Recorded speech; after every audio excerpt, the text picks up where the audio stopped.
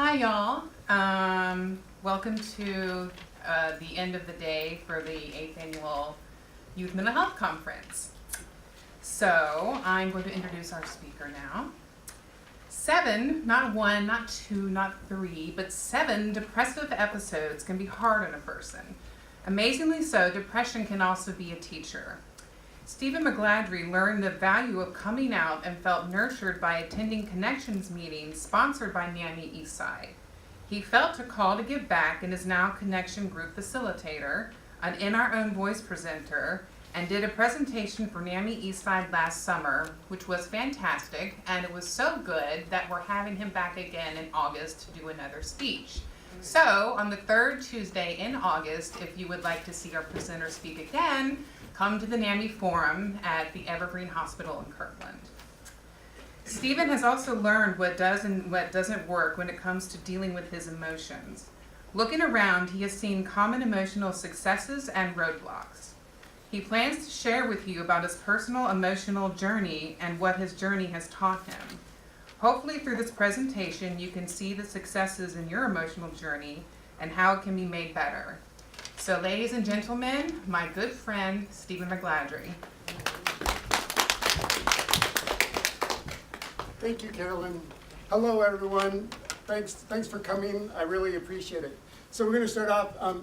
Victoria's going to pass around some roses. And what I want you to do is just pass it on to the next person. And the next person holds it for like 10 or 15 seconds and just pass it on to the next person.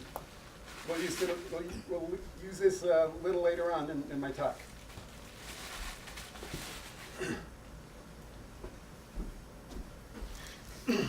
As you probably know by now, the name of my talk is Helping Your Child Grow to Emotional Maturity. Can the people in the back hear me okay? Good, good. Or as I like to call it, the stuff I wish my parents would have taught me. So my name is Stephen Magladry, and you see I've got special designation. That's because what I've learned today, I've learned in life. So my special designation is School of Hard Knocks. So throughout the talk, there will be exercises, and those exercises are an opportunity for us to interact.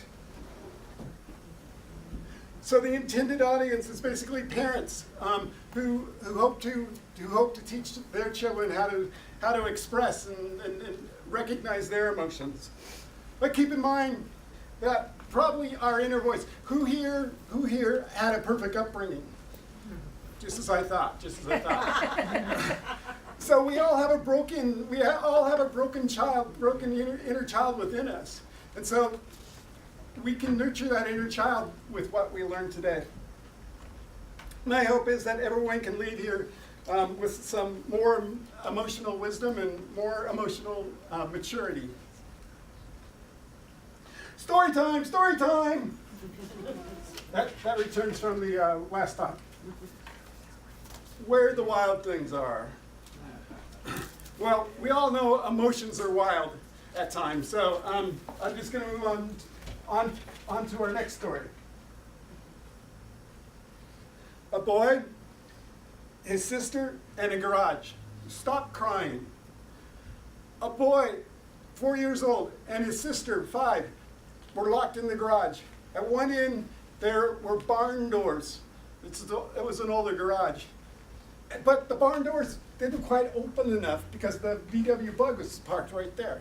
So the 4-year-old goes, well, I'll just ram into the door and knock it open, and it never worked. At the other end was a lock. This lock had to be the stickiest lock in the world. And sometimes it worked perfectly, and sometimes it didn't work at all. And for like 15 minutes or so, and that's an eternity for a 4 and 5-year-old, the lock wouldn't turn. It just wouldn't turn. But eventually, another attempt was made and the lock opened. The boy and the girl were in tears for being in there for so long. And they came in to their mother hoping to have some warm comfort. But that was denied, and probably even met with a, stop crying. So how do you think the boy felt at that time? Lonely. Not acknowledged. Very good. Do you think Do you think he felt stifled too, possibly, because he wasn't allowed to express his emotions? So I'm going to start off with a few questions as they relate to emotions. Ask these questions to yourself. We're not going to answer these out loud. Why are emotions important to you?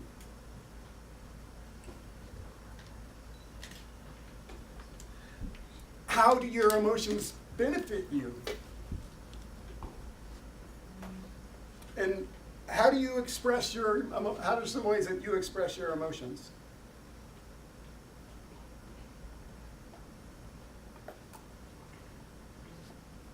Notice these are all you questions, because if you can't get in touch with your emotions, if you can't express your emotions, then it's going to be hard to teach your children to do the same thing.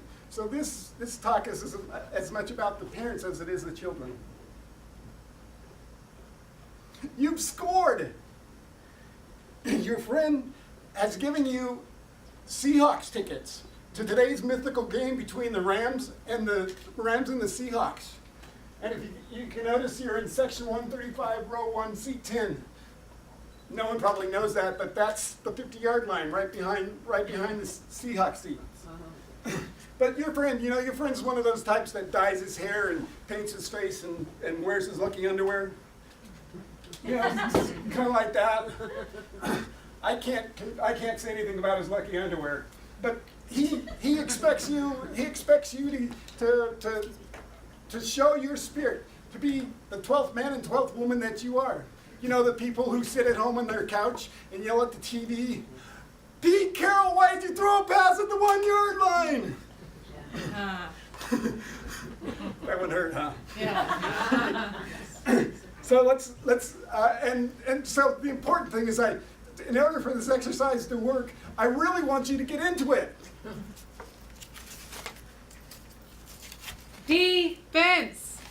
Defense. Defense. Okay, maybe not as much as they did, but the more you can get into it, I think the better off this will be. So let's take a look at a couple of plays from the game. 3rd and 20 now. They'll just run it to Gurley.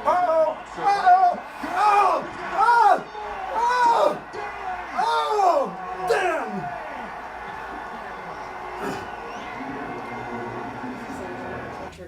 Yeah. So what emotions did you feel during that play? Anyone? Excitement. Excitement? Good. Dread. Dread? That works. One more? Defeated. Defeated. Very good. So let's go ahead and look at the next play. Here they come. Almost a jailbreak. Oh yeah! Yeah! Woo-hoo! Touchdown! Woo-hoo! So what emotions did you feel during that play? Excitement. Excitement again, yes? You have one? Exhilarating. Good, good. And one more? Bill, did you have one? Yeah, relief actually. Relief? And all of those are good emotions to experience. So I wanted to take a look at some things about emotions first. First of all, emotions are something we experience probably multiple times in a day. And they can affect us in different ways. They can make us feel better or they can bring us down. Sometimes they're light and sometimes they're dark. And there's a much better place in the talk to define those, so I'm going to hold off on that. So what is an emotion? Exercise. Who got 2 or 3 people who want to define emotion? Go for it. A feeling that's expressed. Very good. Anyone else? A response to something that happens. If we put those two together, you'll see we got it. and one more? Yeah. Emotion actually is a thought. It's a thought? That's what I think. And that's totally valid. Well, Merriam-Webster defines it as a conscious mental reaction such as anger or fear subjectively experienced as a strong feeling usually detected towards a specific object and typically accompanied by psychological and behavioral changes in the body. I have two problems with this emotion, with this definition. First of all, not emotions are conscious. No. You can walk around all day being angry and not recognize that you're angry. And second of all, strong. You know, if someone barely stepped on my toe, that's not likely to generate a strong reaction.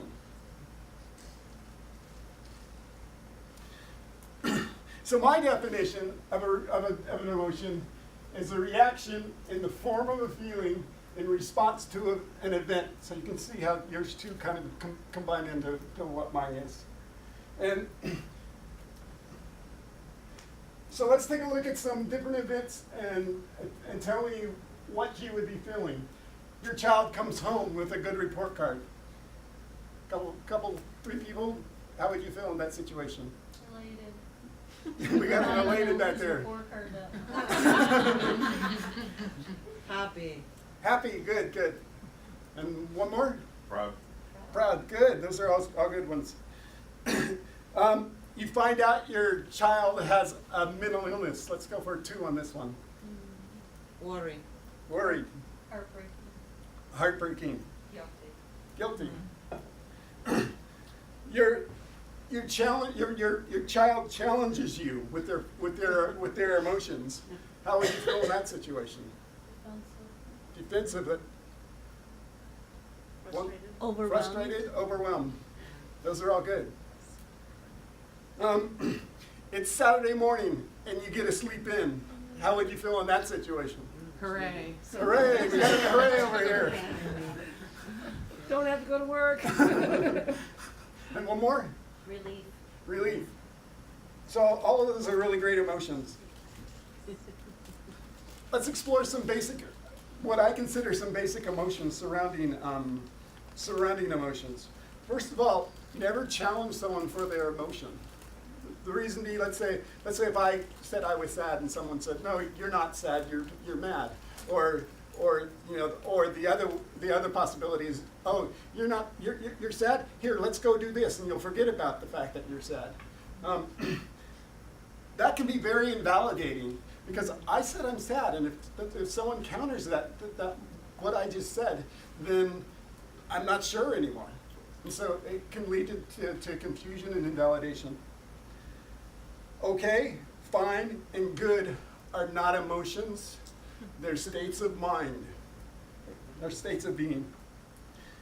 So avoid the question, how are you? Because the how are you lets for an easy out. They can use one of these one-syllable words to answer. Instead, ask the question, what are you feeling? And this forces an emotional response. They now have to talk about what they're feeling. And keep in mind that it's not I am sad. I am sad makes me the emotion. It's I feel sad because it's a state of being. And keep in mind, emotions are great teachers, and we're going to explore that a lot more during the talk. Keep in mind that stifling, stuffing, or denying emotions only block our growth. So when we don't face our emotions, it actually harms us. First, so mindfulness comes up quite frequently when talking about emotions. So I wanted to lay some groundwork around mindfulness. So mindfulness is a process whereby someone focuses their awareness on the current moment. They're not worried about this, that, and that when they're working on this. One way to do this perfectly is do one thing at a time. So that means if you're watching TV, don't read a book. If you're driving, don't drink your coffee. If you're on a phone call, don't go out tinkering around the house. But we are multitasking society. Yes, and that's one of the problems. When we multitask, then we can't focus on the event that's going on in our life right now. Our attention gets split. And we take pride. Yeah, I know, Yeah. and that's one of the problems. And cell phone don't help. Exercise. This one is to do at home. Take a piece of food, I don't care what it is, and mindfully eat it. Now that doesn't mean take the food and throw it to the back of your throat. No, you've got to explore this piece of food. What's it look like? What's it sound like? You probably won't hear it, but I did a piece of pineapple, and so I could describe the crunch as I ate the piece of pineapple. What's it smell like? My pineapple had some barbecue sauce on it, so its odor was somewhat muted. Same with the taste. And texture, as I chewed it, I could feel this stringy nature of the pineapple. So here's your challenge. When I wrote about my piece of pineapple, I wrote a page and a half. So there you go. Story time, story time. A boy, after a basketball game, stopped crying. A young boy, probably about 6th grade. He was in a church basketball league, and one of the rules on his team was everyone got an opportunity to play at every game. It was a nip and tuck game with the team that they usually beat. And with about 2 minutes in the game, he kind of looked down at coach, and coach kind of looked at him because he hadn't got in yet. And he's the player that's always sitting at the end of the bench. The buzzer sounded. He didn't get a chance to go in, and not only that, the team lost on top of that. So on the way out to the car, he was crushed, and so he was crying. And his mom turned to him and said, "Stop crying." Now, how do you think this might have affected him later on in life? He's supposed to Your stuff his emotions feelings. When he became a man, stuffing his emotions. Right. Fearful of intimacy, of being vulnerable. Very good. Believe it or not, there's a reason for emotions. Emotions are indicators. They tell us that something's going on in our life.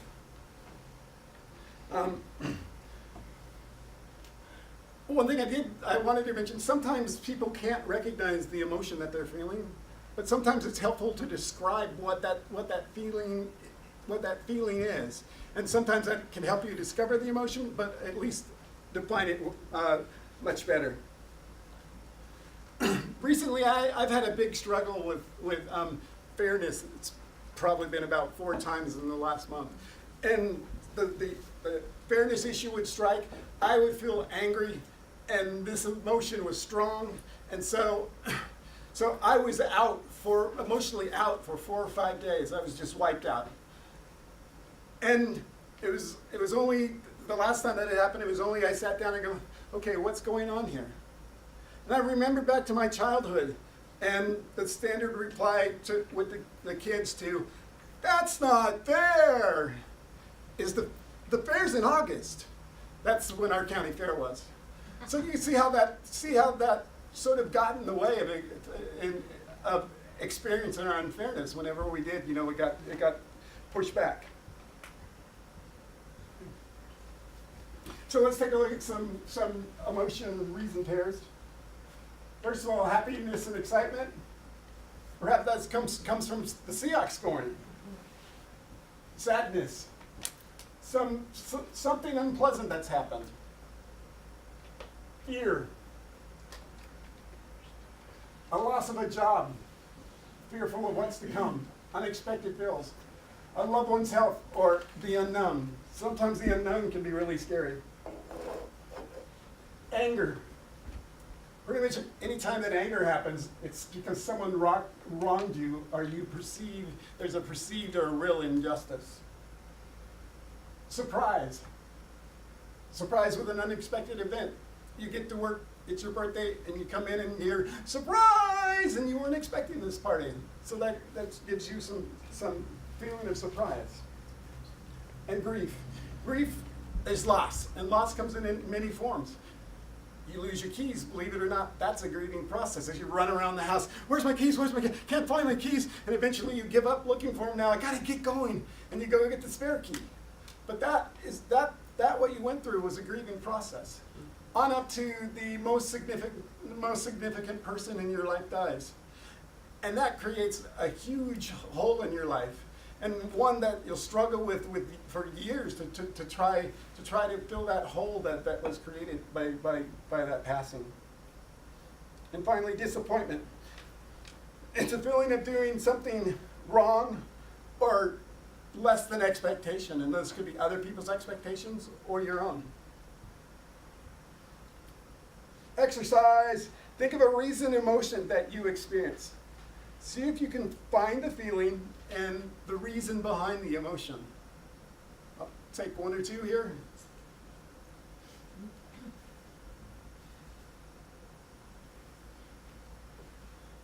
Oh, we got one there.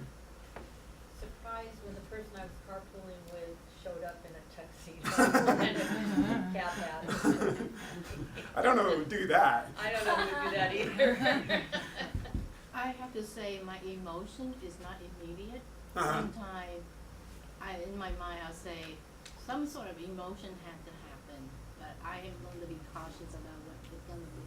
Mm-hmm. Right, sometimes Especially when it comes to dealing with your children and the disappointment that come along with it, right. I can be very blank-faced, like, okay, what should I express right now? And sometimes the emotion will die off even before you get a chance to figure out what's going on. I know, I know. exactly, I go blank. Yep.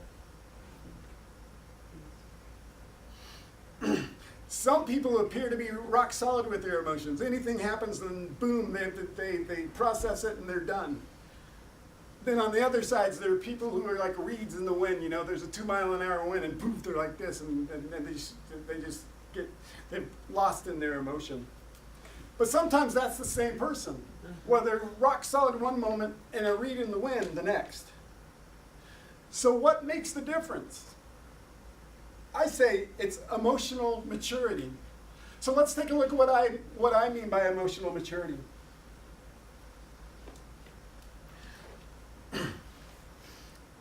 First of all, it's the ability to recognize your own emotions. It's the ability to express your emotions in a healthy way. So that means that if you're angry and you kick someone in the shin, that doesn't count because that's not very healthy. And thirdly, and I would say less so on this one, the ability to help others recognize and express their emotions. If you look at emotional maturity on the internet, it has a much broader definition. Basically, it's what it comes down to is emotional maturity is be able to handle your life well. I believe that if you can handle your emotions well, that makes it a lot easier to handle life well. So we're talking about emotions. What are the basic emotions? Something we can fall back to so we know what we're talking about with each other. So it'd be nice to have that basic set. This emotional set can be a starting point in expressing and feeling or recognizing and expressing our emotions. So which emotion set should you use? And to that I say, choose the one that works best for you. And in a few slides I'll talk about finding an emotional set. So for the purpose of today's talk, I'm going to explore two sets. First, we're going to take up the movie Inside Out and also Robert Plutchik. So let's go ahead and move on to the emotions of Inside Out. So here's the movie Inside Out. If you haven't seen this movie yet, it's a great movie and it's probably the best representation of emotions that I've ever seen. So on the console, in order, we've got anger, disgust, joy, fear, and sadness. Initially, when the writers were given their emotion set, also included were hope, envy, and pride. They decided that the console would be too busy and there would be too much interaction between the different emotions to do a good job with the movie, so they got left out. Exercise. What emotion do you most relate to of the five here? Fear. I'm going to say joy myself because I feel like I'm doing a good job here, and then that brings me joy. Mary, did you? Fear. Fear? One more? Joyce. Joy, good. So now let's take a look at a clip. This is from the first day of school. The main character, her name is Riley, and in the movie, the emotions are portrayed as being in the head, and you saw the console, and they operate from the console and react to what's going on in their life. First day of school, very, very exciting. I was up late last night figuring out a new plan. Here it is. Hey, I need a list of all the possible negative outcomes on the first day at a new school. Way ahead of you there. Does anyone know how to spell meteor? Discussed. Make sure Riley stands out today, but also blends in. When I'm through, Riley will look so good, the other kids will look at their own outfits and bark. Joy. Yes, Joy? You'll be in charge of the console, keeping Riley happy all day long. And may I add, I love your dress. It's adorable. Oh, this whole thing. Thank you so much. I love the way it grows. Train of thought. Right on schedule. Anger. Unload the daydreams. I ordered extra in case things get slow in class. Might come in handy if this new school is full of boring, useless classes, which it probably will be. Oh, sadness. I have a super important job just for you. Mm-hmm. Follow me. And there. Perfect. This is the circle of sadness. Your job is to make sure that all the sadness stays inside of it. So did anyone notice any stereotypes in that clip? Well, this is what I saw. First of all, Joy was extra hyper, and she was a take control type gal. And to me, that's synonymous with a common drive that we have to be happy all the time.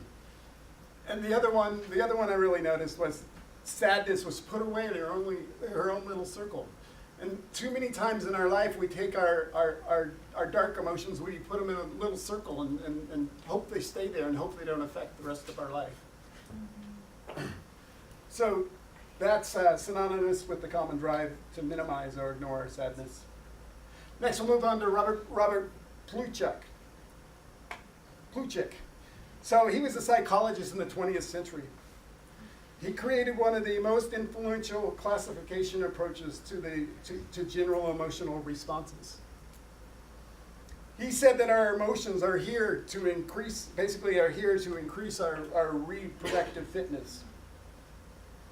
And it's best represented by the Plutchik wheel of emotions. So let's take a look at his wheel. So basically it's an eight-pointed flower. And you'll see and so he has eight main emotions, and as you'll see, the main emotion sits on the outside. Now on the other side of the flower is the opposite emotion. So pensive is opposite of serenity. And then there's a degree of intensity. So there's serenity. Next step up from there is joy and then ecstasy. Pensiveness then becomes sadness and grief. And then so here's the full rows, and I'm not going to read every emotion, but I'm going to at least go around the outside. Serenity, acceptance, apprehension, distraction, pensiveness, boredom, annoyance, and interest. He also believed that there were combination emotions. So if you combine annoyance with interest, you end up with aggressiveness. If you combine boredom with pensiveness, you end up with remorse. So back to which emotional model to use. What's a good way to work with your children and their emotions? First of all, pick a model. You know, if it's not the right model, don't worry about it quite yet. Because independent of whatever model you choose, make sure that it has an appropriate coverage. So if you have a kindergartner, you probably don't want to introduce 80 emotions to them. Or if you have someone in high school, I hope they could handle at least 40 emotions. Be flexible. So as I was just talking about there, maybe you try the 40 emotions for your high schooler, and that appears to be too much, so you back it off.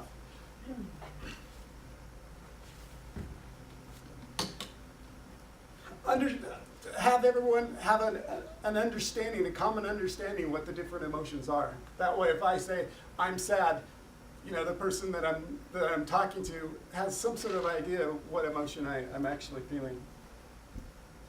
And most importantly is use it. Emotions are kind of like a muscle that aren't used. I'm not sure if I'm not sure if you've seen anyone who wore a cast on their leg for 8 weeks, and they take it off, and this leg would be like an inch less round than that. And it's the same thing with our emotions.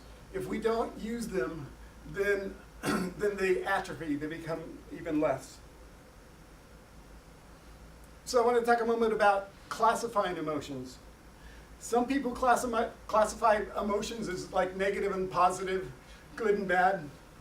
To that I say, don't. And the reasons why I say that, if, for instance, if we say sadness is bad, that puts a negative connotation on it. So when I go to feel sad, I'm going, wait, I don't want to do this negative thing, so I'm going to avoid my sadness. And by not practicing those emotions, it makes it harder to use them it makes them harder to use them the next time. And it'll lead to other problems, as we'll see later in the talk. So for the purpose of the presentation, I'm going to reply to light emotions and dark emotions. And these aren't classifications, as you'll see.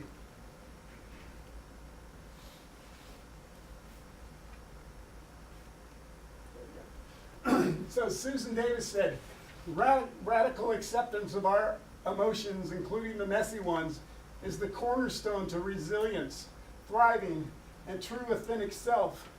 So she's saying by feeling and being with all of our emotions, we finally reach true authentic happiness. Story time, story time. A boy and his father sharing a dark emotion. A boy and his father were face to face, not European face to face, but more North American face to face. And the boy was obviously angry. And the dad's reply to that was, "You can't be angry at me. I'm your father." So going forth, I had a problem expressing my emotion to my parents, but I also had a problem expressing emotions to any of my superiors, including bosses and stuff like that, which at times would be crippling. So I wanted to talk a little bit about triggers. I think they're a type of emotion, and here's why. This might look familiar. They are a reaction in the form of a feeling in response to an event. So that's the definition that I gave for emotion. So the trigger is the event, and since someone is triggered, generally, that creates some sort of feeling. And if the trigger isn't processed, then likely it's going to reoccur. Like for me with my struggle with fairness, where 4 times in a month I've faced that. If I was able to process that in the first time, perhaps that the problems would have ended there.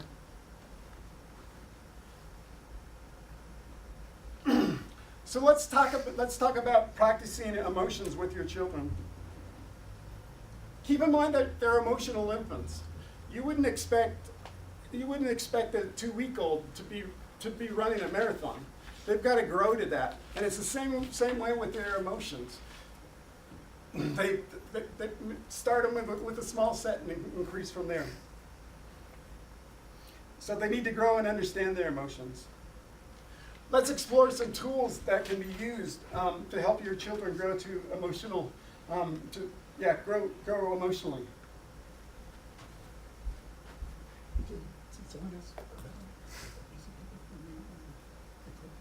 Oh, yes, I forgot it, sorry.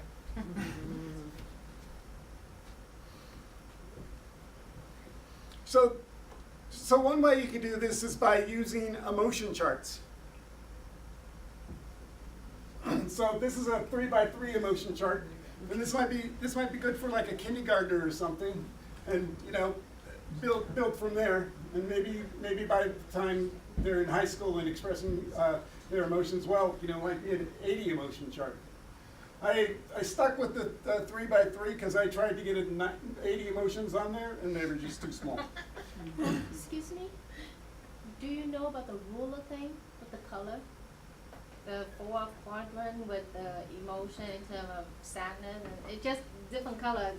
So now the school system, Oh, like okay. Seattle Public School, we don't use the feeling chart Okay. of Yeah. hue, expression, Well- emo. We just do the 4 quadrant Okay, so of color, excitement, and calmness. That kind of thing. and that's another model. And It's that's kind of the- like it's it's just another like your flowers. right. It's another invalid model, but this is one model that is Yeah. often used.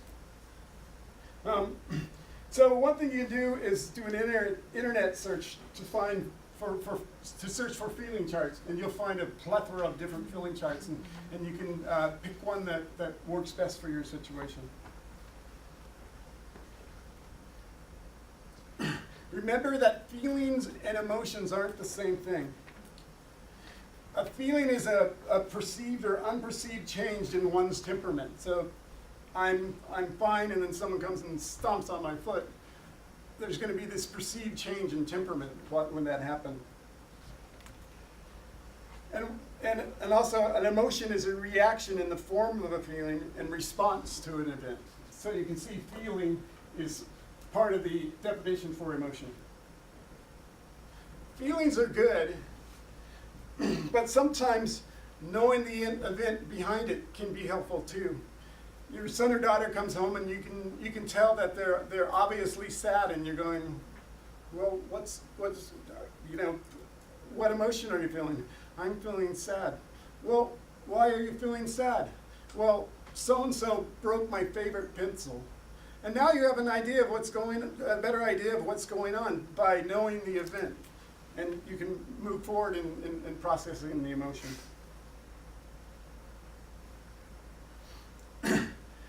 First, emotions, first of all, can have varying degrees of intensity. If you remember on the plot check wheel, annoyance, anger, and rage, and there's the pedal for it. And obviously those are an increase in intensity. And sometimes emotions just get jumbled, and I wanted to take a look at a few emotion pairs to see that. First is anger versus frustration. Frustration is usually characterized by a dissatisfaction towards certain situations. Anger is a response towards feeling wronged or offended. And you can kind of see how if anger were shrunk down, how it could possibly be seen as a frustration. But really they're separate emotions. And then happiness and joy. First of all, joy is an internal response, so making peace with yourself. So making peace with yourself. So it's an internal satisfaction. Where happiness is from an external event, whether it's from people, places, events, or happening. So a Seahawks touchdown is really happiness and not joy, because it comes from the outside.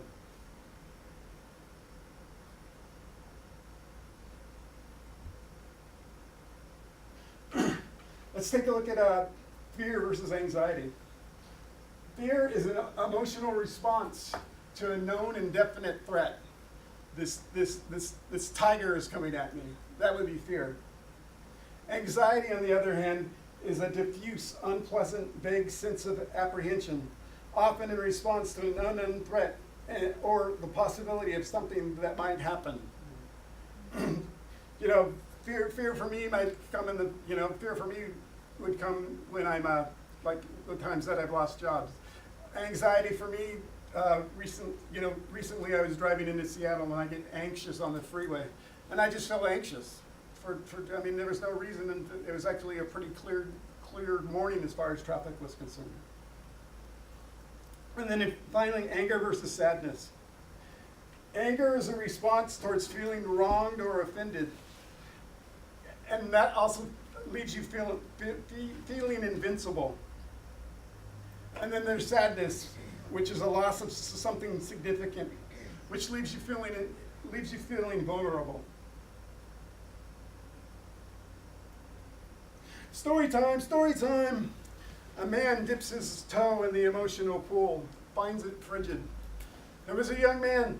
He had started to get an idea of what his feelings were and started to find a way to express them. But he would often run into people who would try to talk him out of his emotion, or people who would redirect him. I'm sad. Oh, then let's go do this. And that made him question whether these emotions that he was experiencing were actually true. I think one great way to clarify your emotions is using descriptions. Sometimes feelings can be inconclusive, but describing the feeling can help to clarify it. And as I talked to already, is sometimes if there's I can't put my finger on what the emotion that I'm experiencing. Sometimes by describing it, that helps clarify what's going on. So let's explore how to clarify emotions. First of all, how strong? I mean, we saw on the pluck check wheel that it was a sort of 1 to 3, but perhaps the 1 to 10 is a better spread. I mean, are you someone just clipped your big toe angry, or someone totaled your car angry? There we go. You can also describe the emotion using your 5 senses. Let's take a look at the 5 senses. So, hearing. My anger is as loud as a jackhammer, and my peacefulness is as quiet as a butterfly. Smelling. My gut disgust smells like a garbage pile, or my joy smells like a rose. Tasting. My sadness tastes of leather, or my ecstasy tasted of real creamy ice cream. Seeing. Love looks like a big red heart, and fear looks like a roaring bear. And then touch. Serenity feels like laying in a bed of flowers, while on the other hand, disapproval feels like a giant weight. Anyone want to try to describe an emotion using one of your senses?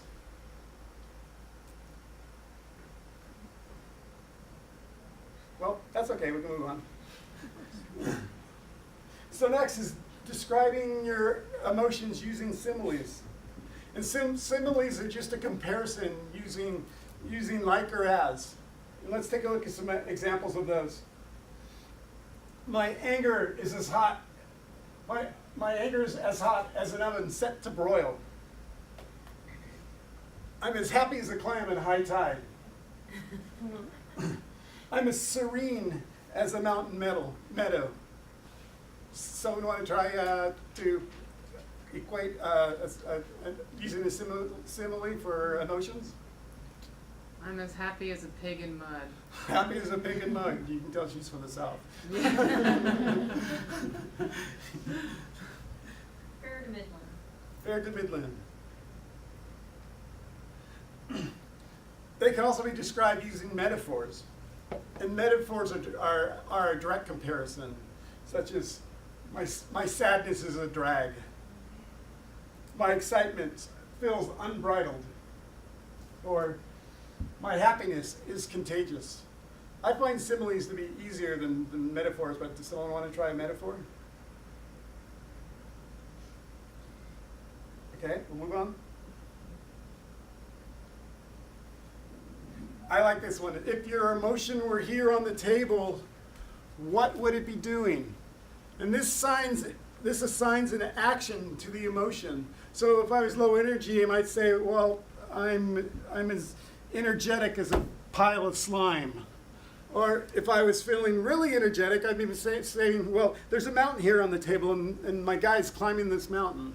So that it turns the emotion into an action. And where is the emotion located? I have 6 spots in my body that speak to me. In my gut, I feel anxiety and fear. In my shoulders, I feel stress. On my face, I feel anger in my jaw. I feel sadness in my lips. When my lips purse, I know I'm sad.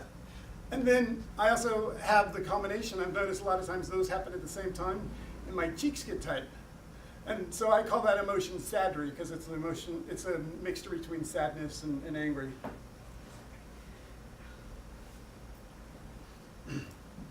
Okay, so we're going to do a little exercise here. So everyone put both of your feet on the floor. We're just going to, if you feel comfortable closing your eyes, do so. If not, keep them open. And what we're going to do is we're going to just spend about 30 seconds or so and see if you can recognize some part in your body that feels out of sort.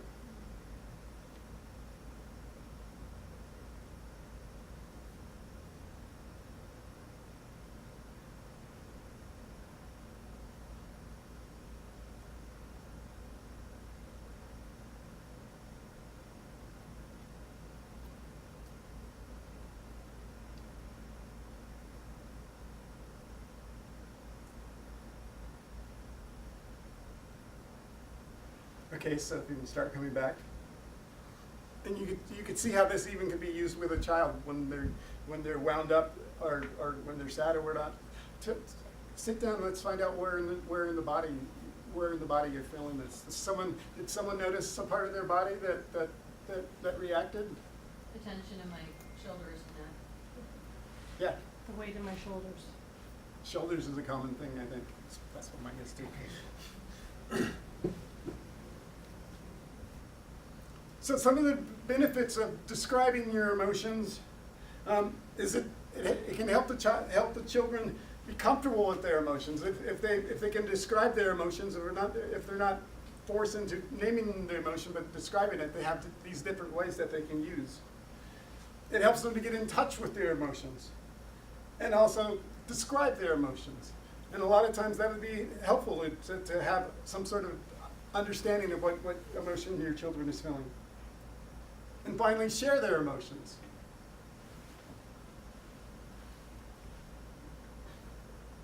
So let's take a look at some ways that you might be able to recognize someone else's emotions. First of all, there's facial expressions, and there's plenty of idealized and actually photographic charts on the internet of different emotions, like happiness, sadness, and But so the facial expression is one way to recognize those. Sometimes it can be a bodily awareness. For instance, if I'm not liking how the conversation's going, maybe I'm a single stomp, kind of a stop. Or maybe if I'm totally dissatisfied with the situation, I'm stomping off. And I've also experienced this sometimes with kids, especially young kids who have no recollection of what their emotions are, where they get angry and you can see it in their face and they don't know how to handle it, so they reach out and strike someone. And there's really nothing wrong with that. They just need to learn how to handle their anger. Screaming or yelling, which is basically an increased intensity of the feelings that are being felt. And then withdrawing, pulling back, there's something that's going on and one person pulls back. And then there's probably something that they want to go off and figure out on their own. And then there's crying and bawling. And keep in mind that this isn't always sadness. Sometimes it's athletes at their pinnacle.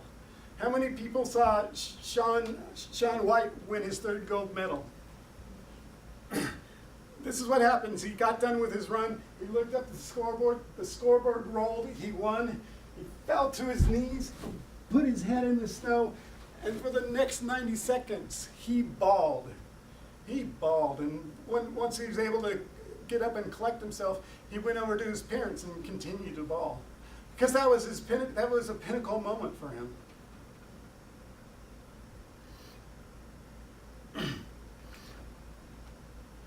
So I think emotional safety is a very important thing.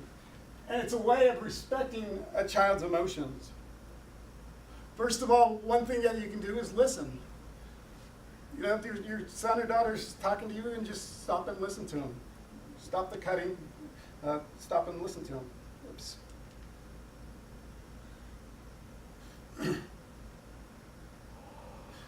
Treat yourself well. This might sound strange, but if you're treating yourself well, you're teaching your kids to also treat themselves well. Let your children express emotions, even if it's challenging you. So if your child is angry at you, you know, don't be like the father-son situation story that I told about. Let him be angry at you, and maybe you can turn that into a learning moment. May I have a question? Yeah. I came from a culture when the parent ruled. Right. And I tried to not do that at all, but it turned around now. I feel almost like my children rule. And I feel like at least I'm in control. I allow that to happen, but sometimes I question my reasoning for allow that to be. And to that I would say, do you just allow them to have that emotion to you, or do you let them just don't try to work know through that emotion? when would be the moment when I tell them that they are turning the table around and it might not be Well, to their benefit. I don't That's think- what I want to tell them. But I think it's more important that they're expressing this emotion to you, towards See, you. my daughter did something that is so inconsiderate and hurtful to Mhm. me, and yet when I bring it up, she just blasts me right out of the water, and it become like me, and I know she's stressed out and she have her reason, and I choose this time to not say anything at all. But I feel like, when is she going to stop and realize that her Well, behavior is out of line? You mentioned the fact that you're stressed. So when she blows up at you, I noticed that you're stressed. Can we talk about that? So this time I just let it go, and hopefully we can come back Yeah. months later, a year later, I don't know. Well, it's also a difference between letting someone express their emotion and what they do as a behavior. Mm-hmm. So they can express an emotion, I'm feeling really angry, but they can't bite you. But I know at that moment So it's there's only a difference. escalate, and she have her father behavior. They need to have the last word in. So we're limited amount of time, so we can go back Yeah, and I talk. know. Validate, which is a basic human bead, so it's misspelled. And a validation is simply a statement of you're okay with where you are and who you are. That's all it is. And then an empathize, which is, hey, I see where you're at, and I can understand where you're at. And also keep in mind that children are fragile. Treat them as a delicate rosebud. Can I get one of the rosebuds back? Does someone you mind So beautiful. you mind doing an exercise with me? Sure. Oh, your toes. So what I want you to do is Uh-huh. hand the rosebud to me the way that you would hand it off to the next person. See how that was done gently? It wasn't. And so in the same way, treat your children as if they're a rosebud. Give them the respect that they need.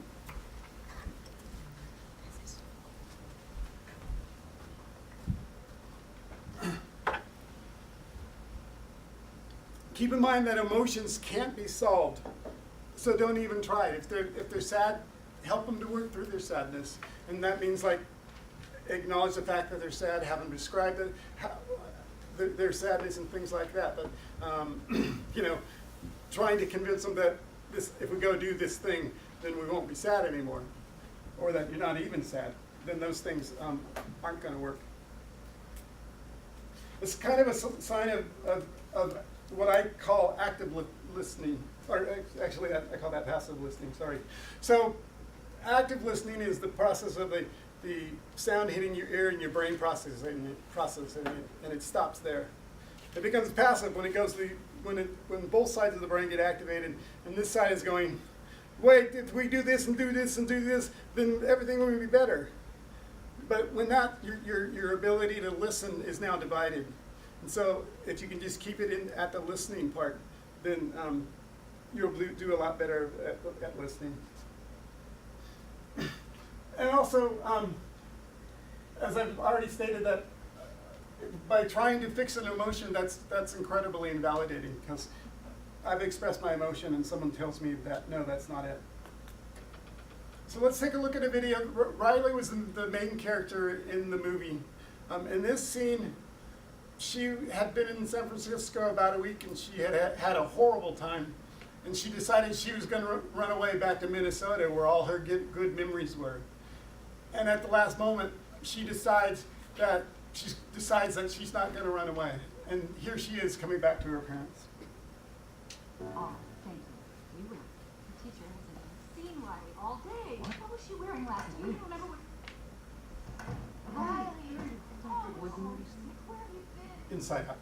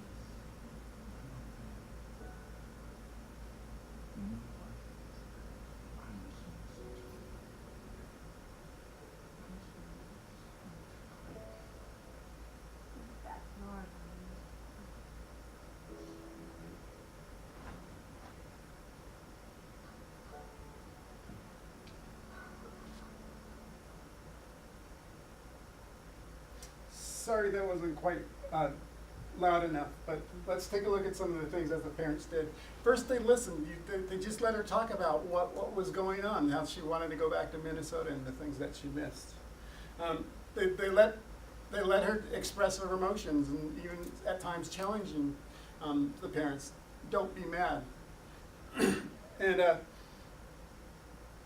they validated her. Yeah, I understand that you feel this way. And they also empathized. Oh, this is what I miss from Minnesota too. And they also treated her like that rosebud, that fragile rosebud, and treated her kindly and gently. Story time, story time. Growing to emotional acceptance. There was this man who had begun to understand his emotions, been able to express his emotions, but and he still had some doubt around emotions. But he ran into this one author, and this one author talked of the wisdom of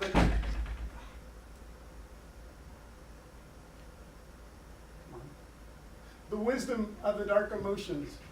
It was by Miriam Greenspan.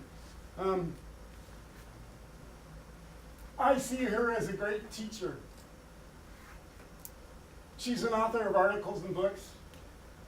And through one of those articles, she taught me not to fear my dark emotions. Sorry, can you repeat it? She's an author? Yeah, she's an author. She developed to me the ideas of emotional intolerance and phobia. So with emotional intolerance, there's a tendency that we avoid certain emotions. We keep them at arm's length. It's as if they're bad, wrong, or weak, or not to be experienced. But that leads to an emotional phobia, where it's all too common today. It's where the negativity of our painful originates. We're afraid to acknowledge these emotions, so we don't.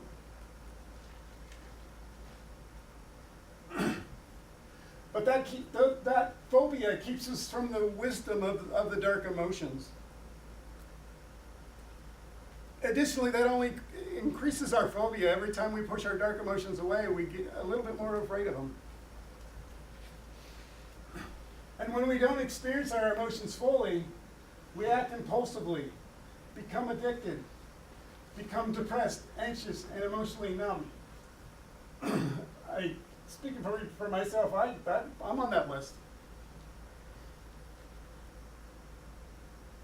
The dark emotions are not the problem.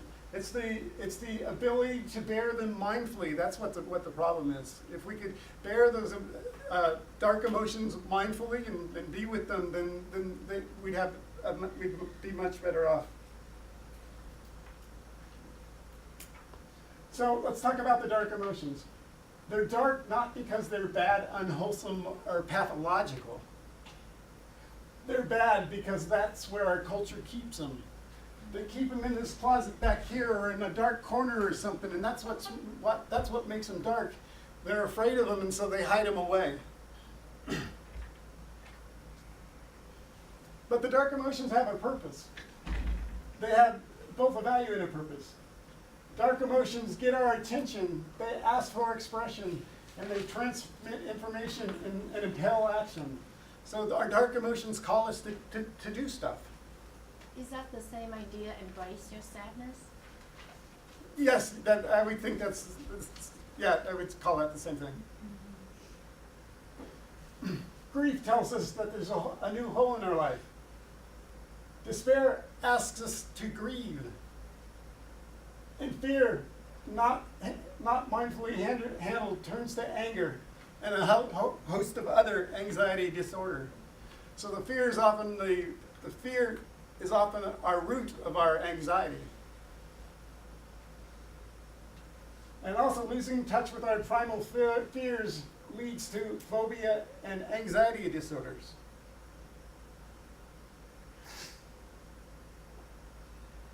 So how can we approach the dark emotions? I would say do it mindfully. So if you're working with an emotion, if you can, just spend some time in that moment trying to figure out what's going on. I talked about the time I was anxious on the freeway. I just, at the steering wheel, I just basically said, okay, I'm anxious. And I just let myself be anxious for 30 seconds or a minute. And it wasn't an instantaneous cure.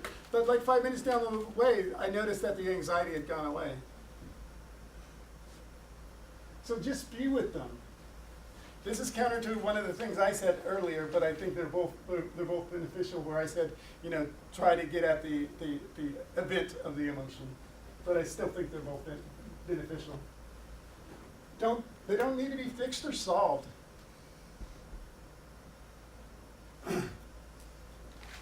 Would you try to talk someone out of being happy? Your friend comes up to you and go, I'm happy. Oh, well, let's go do this. Are you really happy? That doesn't happen. And the dark emotions really deserve the same treatment. They deserve to be treated just the same way as the light emotions.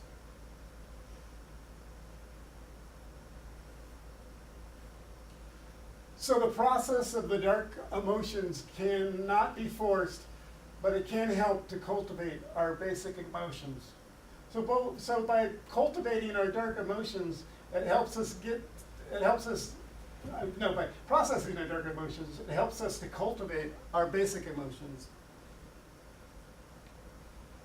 So the question is, how can we go about processing our dark emotions? To that I say, attend, befriend, and surrender. Attend is just be aware of what's going on in your body. Know where your emotions are, where they sit. Befriend starts with extending your emotional attention span. So instead of spending 3 seconds with an emotion, maybe spend 30 seconds or build up to 3 minutes. That's the emotional attention span that she speaks of. Also become aware of how your thoughts trigger and take us away from our emotions. Sometimes our thoughts convince us that an emotion isn't happening or something like that. And in that moment, that it takes us away from our emotions. And next, surrender.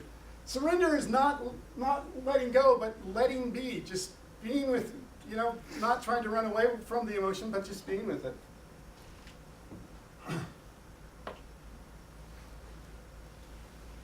And as Miriam puts it, it helps with the emotional flow in the direction of greater healing, balance, and harmony. So in that process of surrendering, it brings us closer to that balance and harmony.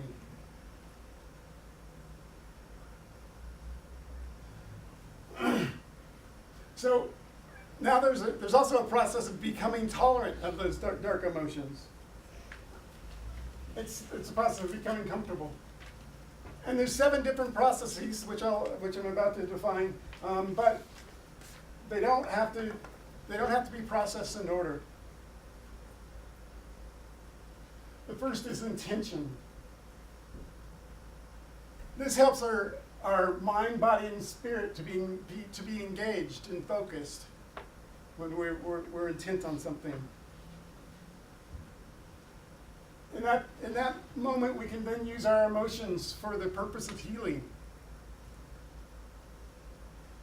And you can ask the question, what can I gain from this suffering? What can I gain from this sadness or anger that I'm feeling? Perhaps there's something to be gained. Next is affirmations.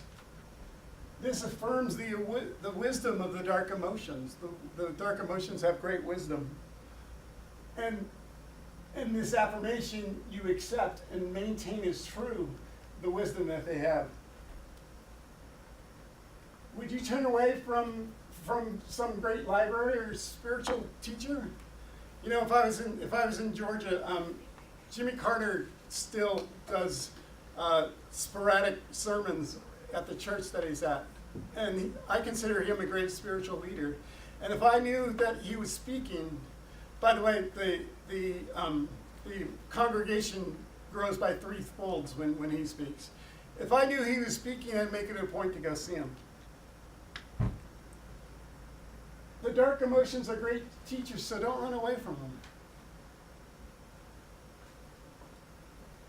This affirmation helps us to cultivate positive feelings towards those dark emotions. So we can treat them the same way as we do our light emotions. Next is sensation, or how we feel them. Learn how to sense and name your emotions. For me, when I started out, it was sort of like, oh, my stomach's tight. What emotion am I feeling? Oh, I'm feeling fear. And it was something as simple as that. Become more familiar and friendly with the physical sensations of your body. Walk on some gravel and notice how your feet react with the gravel. How does your body feel when experiencing a dark emotion? Observe these sensations and stories without trying to understand, analyze, or change anything. And that's just the process, again, of being with them. Next is contextualization. Take a look at your story and basically try to figure out how they fit in the bigger world, in a broader context. How can you connect your dark emotions to the larger world? It gets out of our narcissistic and isolation, narcissism and isolation, the narcissism of, no, I'm the only one that's ever felt this emotion, and the isolation of, oh no, I just want to handle this emotion on my own. It also opens us up to transfer our suffering into compassion. Then there's the call to non-action, because sometimes we're called to do nothing with our emotions. And that nothingness, perhaps that nothingness helps us to tolerate the pain of the dark emotion so we can stay with it longer and not prematurely escape from it.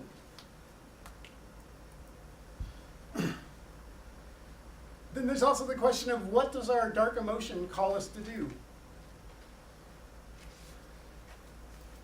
And again, the call of listen to your heart, not your analytical mind. And then there's the way of action. Our dark emotions ask us to act in some way. Find an action or actions that put your energy to good use.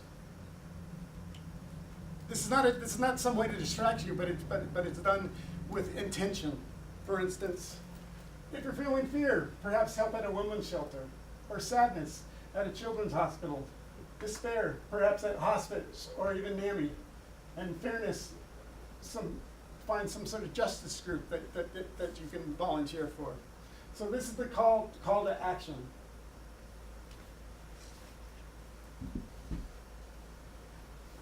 And finally, the way of surrender.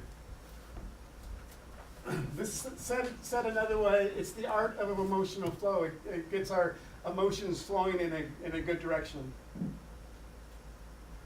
Emotional flow happens when we automatically when we know how to attend and befriend our emotions. Remember, those came up earlier, the attend and befriend. This energy transforms as we become open to unexpected vistas. So in that surrender, perhaps there's some new direction for us. So I just wanted to run down the processes again, and it's intention, affirmation, sensation, contextualization, the way of inaction, the way of action, and the way of surrender. And at this time, story time. One last story time. In the Susian tradition, this is my take on, oh, the places you'll go. Oh, the places you'll go. Sometimes emotions will put your head in a spin. Some like to hike, others they swim. Learn the dangers of making your emotionals classified. Take a sidestep, you will, and elude being sassified. You'll play your body like a great big organ, so good you'll be. What will follow? More fun. Work through the process of emotional triggers. Soon you'll live your life with a little more rigors. Emotions don't have to be such a scary place. There's no reason to fear. Put down the mace. Emotion like fear, sadness, grief don't have to be dark. Make them the same color of the great aspen bark. Whether it's attend, befriend, or surrender, they'll polish your emotion to a great golden splendor. Practice safe emotions with your little child. Perhaps that'll make them a little less wild. Your emotional tolerance will soon disappear. You'll exult at the bar and have a drink made with malt, barley, and hops. That's beer. You'll speak with emotional metaphors and similes. They'll grow as tall as the tallest trees. Emotional maturity is a reachable goal, though you may have to go through some yaws and some rolls. Face your dark emotions. They'll not grow like a weed. 99.8% guaranteed. Go out and take what you've learned. An emotional whiz you'll be. That's confirmed. Thank you.